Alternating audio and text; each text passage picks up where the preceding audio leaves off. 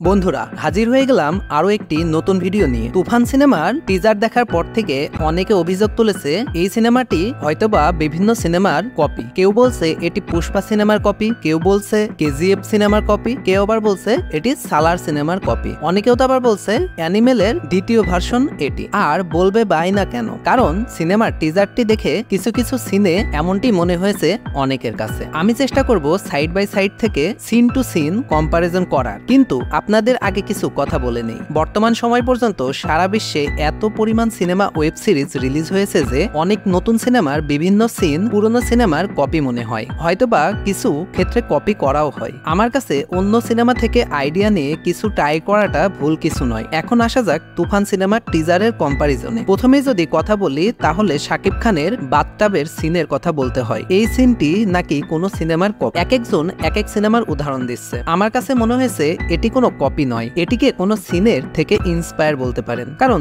বাথটাবের এমন সিন আমি অনেক সিনেমাতে দেখেছি, কিন্তু আগুনের সাথে এই সিন দেখার পর আমার একটি সিনেমার কথা মনে পড়েছে, সেটি হলো রকস্টার। হ্যাঁ বন্ধুরা, আপনারা যারা রকস্টার সিনেমাটি দেখেছেন তাদের হয়তোবা রণবীর কাপুরের সেই বাথটাবে আগুন ধরা গিটারের সিনের কথা মনে পড়বে। আর যারা এই সিনেমাটি দেখেছেন তারা হয়তোবা আমার সাথে একমত হবেন। এরপর যদি আসেন শাকিব খানের টেবিলের উপর দাঁড়িয়ে ফায়ার করার দৃশ্যের কথা, তাহলে এই ধরনের সিন আমরা অনেক দেখেছি, কিন্তু শাকিব খানের মতো হুবহু সিন এরকম অন্য কোনো সিনেমায় দেখেছি কিনা আমার তো মনে পড়ে না। কিন্তু হ্যাঁ, এই ধরনের হাইওয়ালা সিন আমরা অনেক দেখেছি অনেক সিনেমাতে। বিশেষ করে যদি কালার টিউনের কথা বলেন তাহলে আমার এখনো মনে আছে শাহরুখ খান জওয়ান সিনেমাতে যখন বাবার চরিত্রে এন্ট্রি করে তখন এই ধরনের একটি কালার টিউন ইউজ করা হয়েছিল, তাই হয়তোবা অনেকের কাছে কপি কপি মনে হতে পারে। এছাড়াও শাকিব খানের ভিনটেজ কারে করে আসার সিন, এর মতো সিন তো আমরা অনেক হলিউড বলিউড মুভিতেও দেখেছি। আর শেষে যদি ক্লাবে মেশিন গান নিয়ে স্লো মোশনে আসার কথা বলি তাহলে তো আমরা সেই সিনকে সম্প্রতি অনেক সিনেমার সাথে কম্পেয়ার করতে পারি, যেমন বিক্রম, কাইথি, অ্যানিমেল ছাড়াও আরো অনেক মুভিতে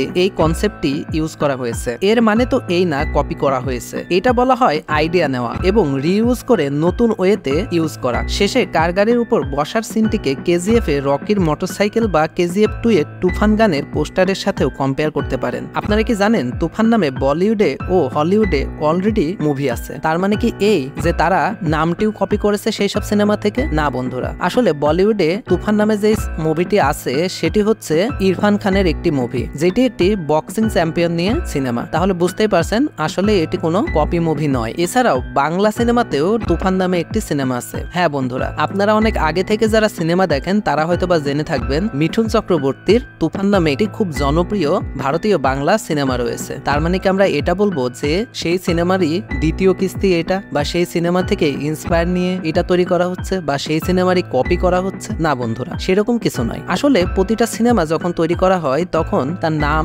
সিন এবং অন্যান্য যে ব্যাপারগুলো থাকে, কালার টিউন, ব্যাকগ্রাউন্ড মিউজিক, এগুলো অনেক রিসার্চ করতে হয়, অনেক আইডিয়া নতুন করে আনতে হয় এবং অনেক সময় আমাদের বিভিন্ন মুভির বিভিন্ন সিন থেকে অ্যাডাপ্টেশন নিয়ে সেখানে কিছুটা এদিক সেদিক করে প্রয়োগ করতে হয়। তো এইভাবে যদি সিনেমা না করে একেবারে নতুন ভাবে নতুন প্রতিটা সিন কোথাও ইউজ করা হয় নাই কিংবা 1%ও মিল পাওয়া যাবে না, এই ধরনের সিনেমা আপনি কোথাও দেখতে পাবেন না। আমরা যদি ওইভাবে কম্পেয়ার করতে যাই তাহলে সব সিনেমাকে তো আমরা সব সিনেমার কপি বলে ফেলবো। তাই আমি বলবো সামান্য একটি টিজার যেখানে মাত্র 4-5টি শট দেখানো হয়েছে তা দেখে কপি তকমাটা দেওয়া উচিত নয়। শাকিব খানের তুফান সিনেমা টিজারটি যে অনেক দারুণ এবং বাংলা সিনেমার one of the best teaser সেটি অ্যাপ্রিসিয়েট করি এবং সবাইকে বাংলা সিনেমা দেখার জন্য উৎসাহ করি। চ্যানেলটি সাবস্ক্রাইব করে আমার সঙ্গে থাকুন। ধন্যবাদ সবাইকে। তুফান, খুব ভয় পাইছি রে।